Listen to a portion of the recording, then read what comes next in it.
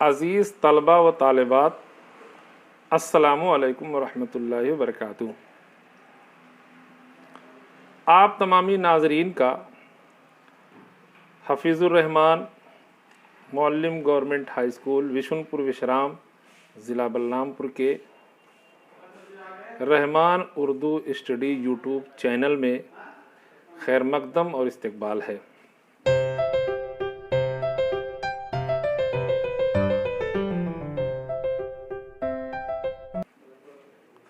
آج ہم اپنے پچھلے ویڈیو کے موضوع کا بقیہ حصہ لے کر حاضر ہوئے ہیں۔ جیسا کہ آپ کو معلوم ہے کہ گزشتہ ویڈیو میں یا پچھلے ویڈیو میں ہم نے اردو زبان سے متعلق زبان کیا ہے، زبان کسے کہتے ہیں اور زبان کی تعریف کے متعلق گفتگو کیا تھا۔ یہ حقیقت ہے کہ محض اتنی باتوں سے زبان کی تعریف، زبان کیا ہے، کسے کہتے ہیں، اس سے پوری واقفیت حاصل نہیں ہو پائی۔ اس لیے اسی موضوع سے تعلق رکھتے ہوئے آج ہم پھر زبان کے موضوع پر مزید گفتگو کرنے کے لیے آپ کے سامنے حاضر ہیں۔ علم اللسان، لسان یعنی کہ زبان کا علم، یعنی زبان کا علم رکھنے والے یا جاننے والے، نہ تو محض خیالات و جذبات کو دوسروں تک پہنچا دینے کو زبان کہتے ہیں اور نہ آوازوں کے مجموعے کو۔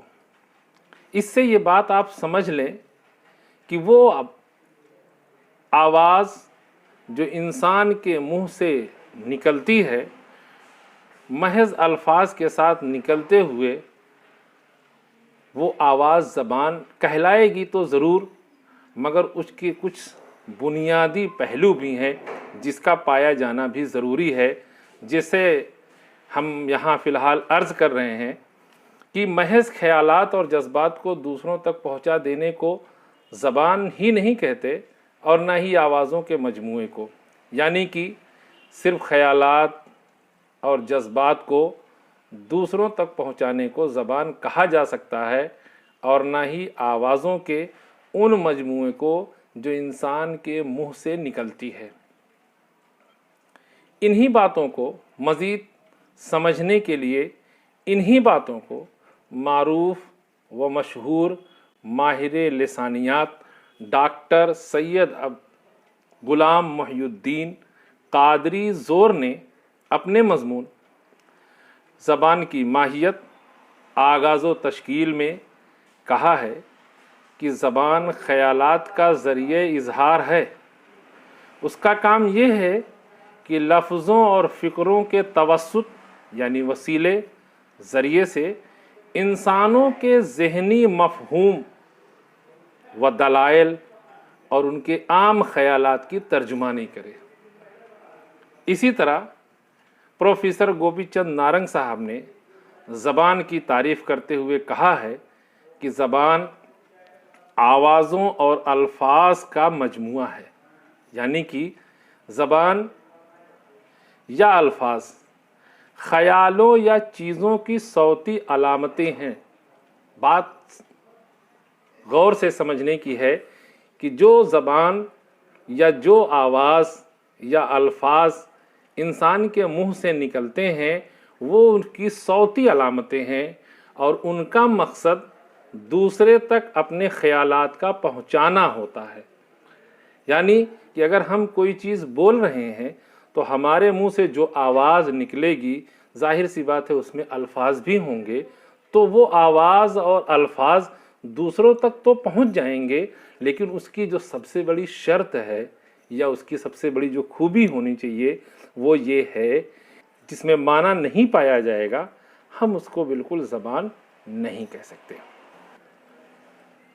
زبان آواز انسان کی उस तरक्की याफ्ता हालत का पता देती है जबकि उसने महज इशारों और किनायों से आगे बढ़कर इर्तिका पजीर कुव्वते गोयाई से काम लेना शुरू किया।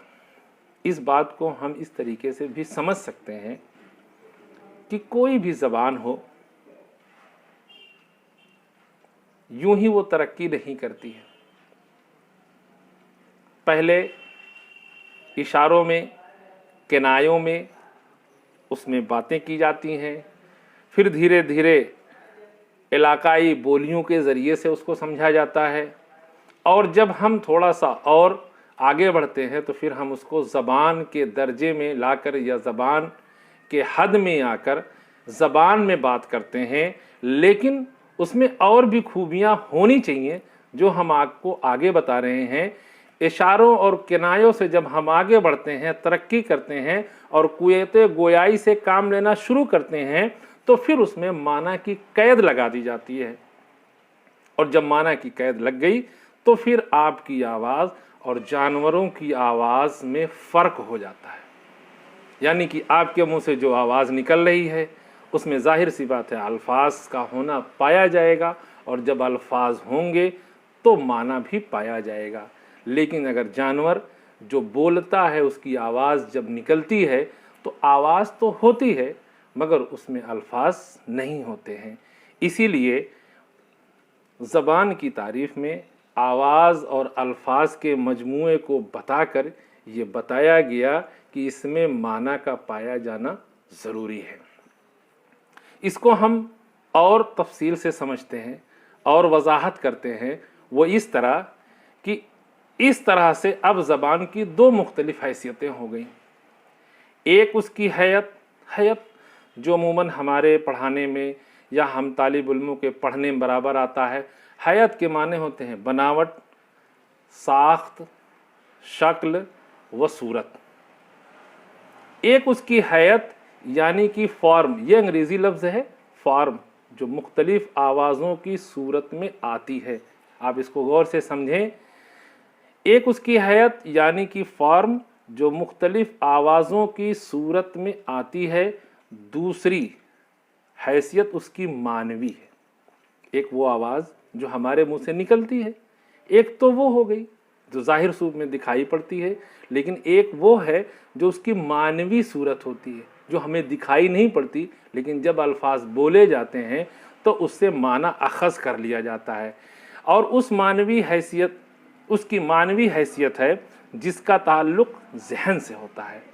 अब अगर आवाज़ अपनी मानवी हैसियत को पूरी तरह ज़ाहिर ना करे, यानी कि हम जो लफ्ज़ बोलें और उसमें माना ना पाया जाए, तो उससे ज़बान का असल मकसद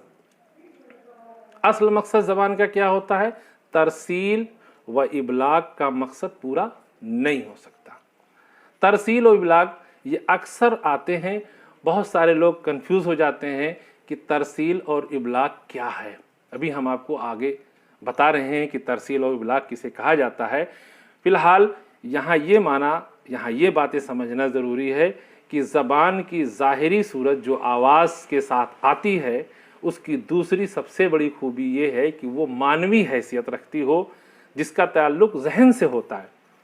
इसी तरीके से कहा यह जाता है कि अगर आवाज़ के साथ माना नहीं पाया जाता तो फिर उसका कोई मकसद नहीं होगा, उसमें तरसील और इबलाग नहीं होगा। इससे ये साबित होता है, इससे ये बात मालूम होती है, ज़ाहिर होती है कि ज़बान की सूरत व माना, जैसा अभी हमने आपको बताया कि अल्फाज और उसके मानी जो हम बोल रहे हैं उसमें जो अल्फाज आ रहे हैं और उसकी दूसरी सूरत उसकी मानवी सूरत। इसी तरीके से ज़बान की सूरत व माना, ज़ाहिर व बातिन, दोनों में गहरा इम्तिजाज लाजमी है।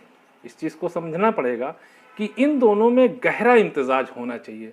ऐसे अल्फाज हम बोलें कि जो लफ्ज़ तो हों लेकिन कोई माना ना हो, तो फिर वो ज़बान नहीं हो पाएगा, नहीं हो सकता है। इससे ये साबित होता है कि ज़बान की सूरत व माना, ज़ाहिर व बातिन, दोनों में गहरा इम्तिजाज लाजमी है। ज़बान की इन दोनों हैसियतों के باہمی ربط کو مضبوطی، طاقت اور تنوع سے وہ ہر قدم پر انسانی عمل سے وابستہ ہو گئی ہے۔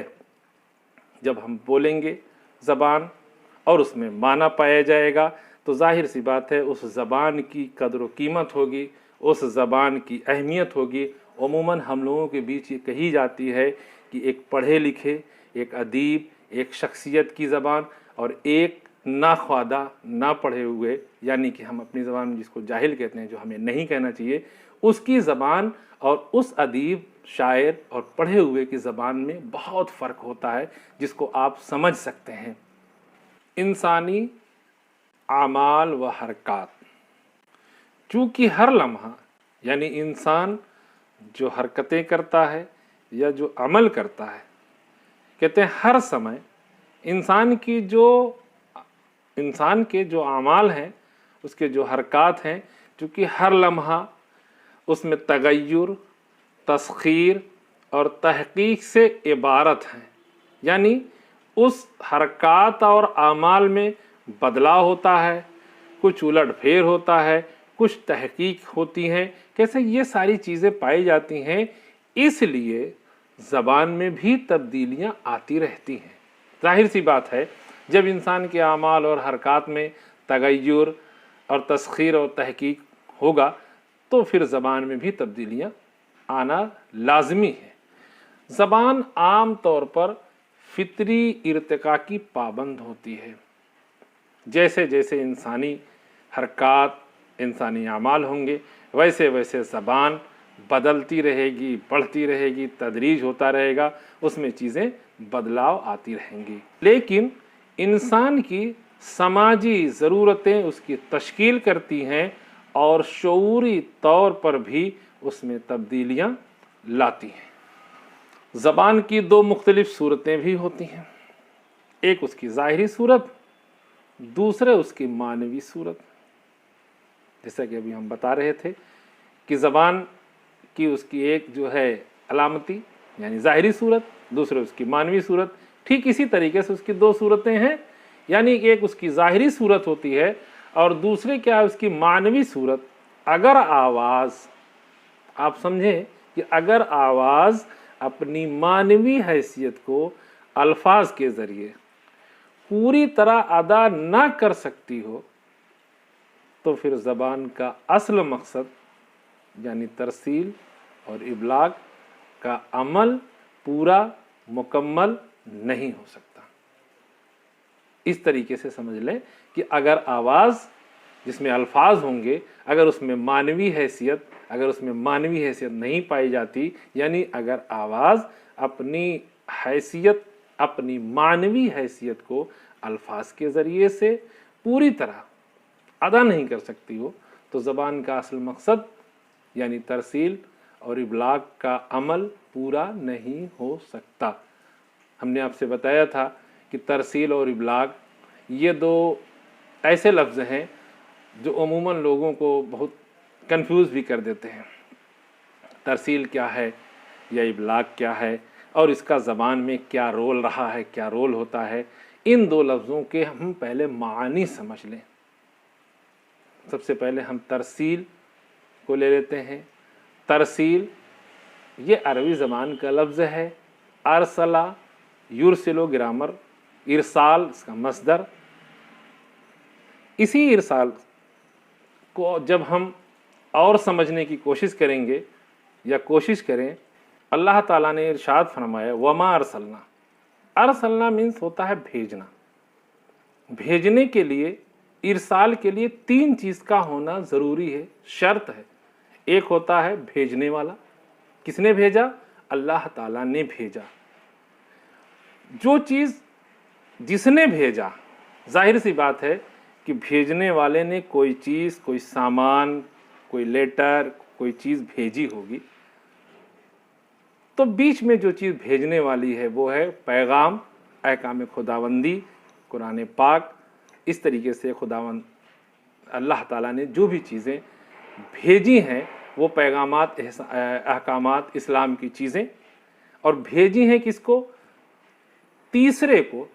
تیسرا وہ ہے جو پانے والا ہے، یعنی کہ حضور صلی اللہ علیہ وسلم اللہ تعالیٰ نے بھیجا، بھیجی گئی کچھ چیزیں ہیں اور ایک پانے والے ہیں جو ہیں ہمارے نبی حضرت محمد صلی اللہ علیہ وسلم۔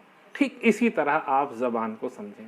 ارسال، ایک انسان جب اپنے منہ سے کوئی زبان، کوئی آواز نکالتا ہے تو ہم بھیجنے والے ہوئے، ہمارے منہ سے نکلی کیا آواز، الفاظ، اور دوسرے جو اس کے سامنے بیٹھے ہیں لوگ، وہ اس آواز کو سننے والے، کیچ کرنے والے، کلیکٹ کرنے والے ہیں۔ اس لیے زبان میں یہی مقصد ہوتا ہے کہ جو چیزیں انسان کے منہ سے، یا جو آواز یا جو الفاظ انسان کے منہ سے نکلتے ہیں، وہ اپنی معنوی حیثیت مکمل رکھتے ہوئے سننے والے کے بیچ پہنچیں، تاکہ اس سے ترسیل کا کام مکمل ہو۔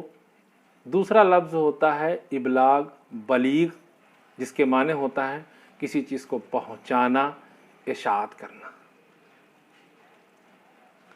یہ ہے زبان کی خوبیوں میں سب سے بڑی چیز، کہ زبان کی سب سے بڑی خوبی یہ ہے کہ اس میں ترسیل اور ابلاغ بھی ہونا چاہیے، یعنی کہ جو بات ہم کہتے ہیں وہ اتنی عمدہ ہو کہ جس سے زبان کا جو اصل مقصد ہے، یعنی کہ ترسیل اور ابلاغ، وہ پورا ہو جائے۔